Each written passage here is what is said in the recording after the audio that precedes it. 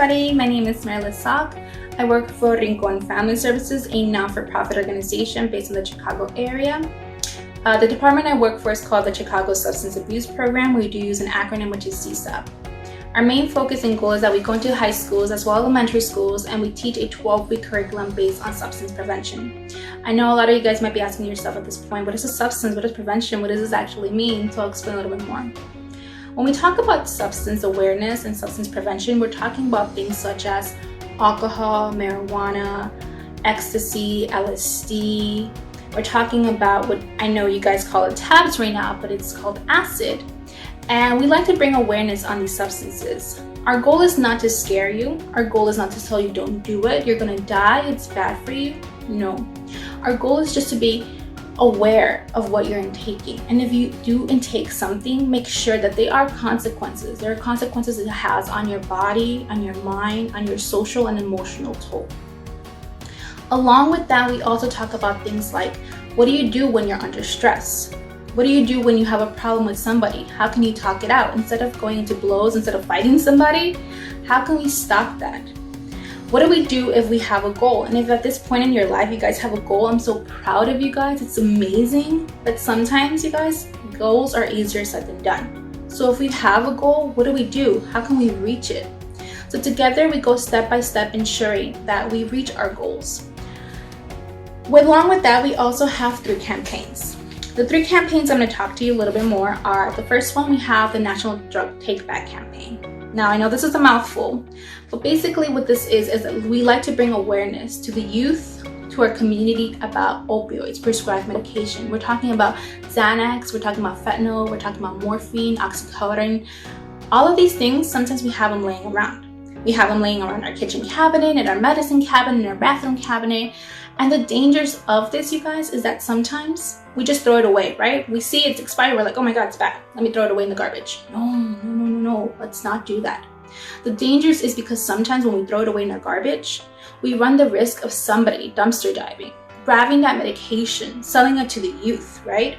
And then this also increases the chances of somebody intaking that medication that is not for them, it's not prescribed for them, and they run the risk, you guys, of overdosing. In the last year, overdoses because of opioids have risen like crazy. So we like to bring awareness to the community like, hey, let's stop this together. There are centers where we can drop off our medication and dispose of it properly.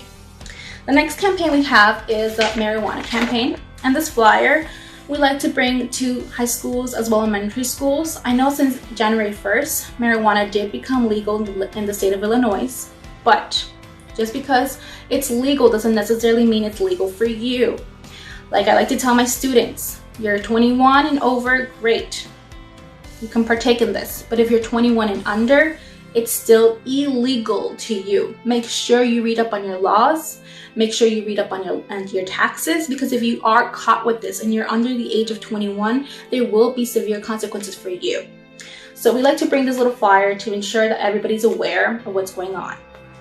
Along with this, we also post flyers around schools, like I said again, around high schools, around elementary schools. And we do like to bring humor into this matter, because I know a lot of times we're so used to hearing, no, don't do it, you're gonna die if you partake this, if you take this. And like I said, every drug does have a consequence, right? It has a consequence for sure. But we like to bring awareness, in a humorous way. So over here, if you can guys see, it says, hey, the little stick figure says, hey, I got your back, don't worry. And I like to bring this because it's like, when we're partaking in a substance, when we're partaking in, I don't know, prescribed medication, opioids, you take a Xanax, you're high, are you making your best decisions? Are you aware? Are you fully conscious of what's going on? Can you really say to your friend, like, don't worry, I got you, man, I got you, don't worry about it, when you yourself are not okay? I don't think so, right? So we like to post this around the schools and, bring a little humor into it. Along with the campaigns, we also have what we like to call a youth advisory committee. Now, this is a group of students that we like to, come together once a month. And with these students, we like to bring the topic of awareness again, substance prevention. What can we do together to stop the risen problems from opioids, from marijuana? How can we together combat this problem? So together, we like to bring topics like, What can we do? What activity? What can we do together that will actually catch your attention to ensure that you're aware of the consequences? I know because of what's going on recently, our Youth Advisory Committee was kind of put into a halt. But last year we had a group of 14 students, you guys, and it was amazing. We had a group of 14 kids, and together the kids came up with the idea of putting on a play for their fellow students. The topic, again, what happens to you when you start in taking a drug? Little by little, the consequences. You saw the person, how when they first started, it was okay. A couple months later, they were like, eh. And towards the end, towards a year or 2 years, they weren't the same person they started off before. So together, we like to, create little activities that we can bring awareness about substance prevention. I know recently, because of everything that's going on, because of the pandemic, it's become a little bit scary. And I'm talking about especially like ourselves. It's scary to know the unknown. I know it's scary to turn on the TV and you see all those numbers, you see those deaths, you see those people infected. And sometimes we're like, what do I do? How can I fix this? What do I do with myself? I'm under stress. And I get you. I completely get you. It's scary, like I said, to know the unknown, not to know what's going to happen next. How do you fix this? What do you do with yourself? So I'm going to pass it along to my coworker, Carlos Vega, and he can explain to you guys a little bit more on what to do if you're actually feeling stressed out right now. Good evening. My name is Carlos Vega. I work with Rincon Family Services, providing substance abuse prevention services to our local partners and schools. I am a prevention specialist. Our goal is to educate youth about substance abuse and help them make a well-informed decision. I also bring gang awareness and violence awareness to the youth.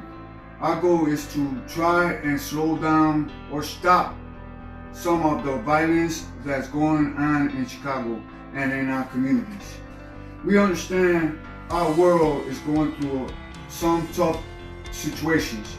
Many are feeling the stress of the pandemic, and many are not sure how to cope with the stress they're going through.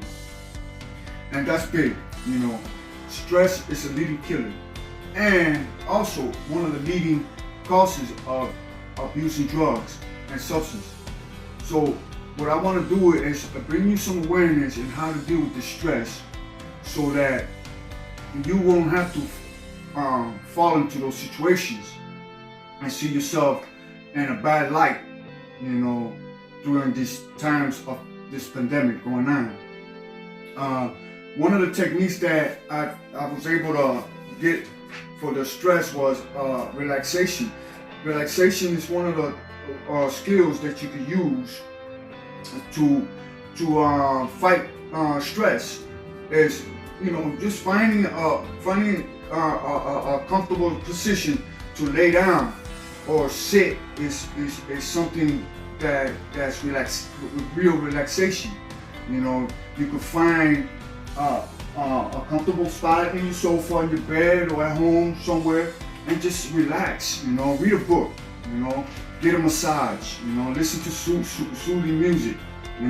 Those are things that could help you tremendously during this time. Finding some OCDs, that could help too. Some physical activities also help. Walking, some yoga, some Zumba dancing. You could do some of that stuff that helps you, stay active and focus on something else than this pandemic. Finding some meditation, and meditation is one of, I think, the best technique, out of all of them. It's just finding a quiet spot. Meditation is a technique that calms the mind and the body and allows you to focus with clarity on yourself. So, you meditate, you sit down, you find a comfortable spot, just turn everything off. Just turn everything off, turn the COVID-19 off, turn everything off, just, be able to concentrate on yourself. And believe me, this meditation helps tremendously. It says, quiet time spent alone without distraction that allows you to reflect. Prayer you know, I got a higher power, you know, and I pray to my higher power, you know, and I ask, you know, for clarity, you know, to find just something just to feel comfortable with, you know. There's other stuff you could do. The deep breathing, you know, breathing is one of the best one of the best techniques that you can use.